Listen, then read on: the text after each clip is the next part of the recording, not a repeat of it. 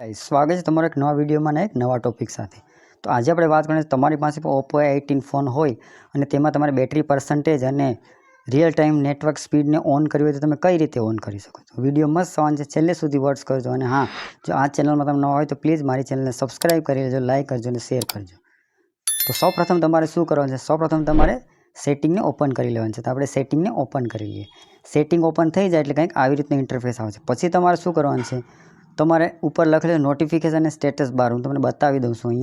અહીંયા notification status bar લખેલું છે, તેની ઉપર તમારે ક્લિક કરી લેવાનું છે। તો આપણે તેની ઉપર ટચ કરી લઈએ। તેની ઉપર ટચ કરશો એટલે કંઈક આવી રીતનું ઇન્ટરફેસ આવશે। પછી તમારે શું કરવાનું છે, અહીંયા લખેલું સ્ટેટસ બાર, તેના ઉપર તમારે ટચ કરવાનું છે। તેના ઉપર આપણે ટચ કરી લઈએ। તેના ઉપર ટચ કરશો એટલે કંઈક આવી રીતનું ઇન્ટરફેસ આવશે। પછી તમારે શું કરવાનું છે, અહીંયા પહેલું જ લખેલું છે રિયલ ટાઈમ નેટવર્ક સ્પીડ, તો એ આપણે ઓપ્શન અટાણે ઓફ છે, તો આપણે એને ઓન કરવાનું છે। એટલે આપણું જે રિયલ ટાઈમ સ્પીડ છે, ઇન્ટરનેટ સ્પીડ, તે શો કરવા લાગશે। તો આપણે આને ઓન કરી દઈએ। તો તમે જોઈ શકો છો તમારી ઇન્ટરનેટ સ્પીડ શો કરવા લાગી છે। તો પછી તમારે બેટરી પર્સન્ટેજને ઓન કરવી તો કઈ રીતે ઓન કરવું, તો અહીંયા ઉપર લખેલું છે બેટરી પર્સન્ટેજ, તેના ઉપર તમારે ટચ કરી લેવાનું છે। આપણે એના ઉપર ટચ કરી લઈએ। આની ઉપર તમે ટચ કરશો એટલે તમને ઓપ્શન દેખાશે।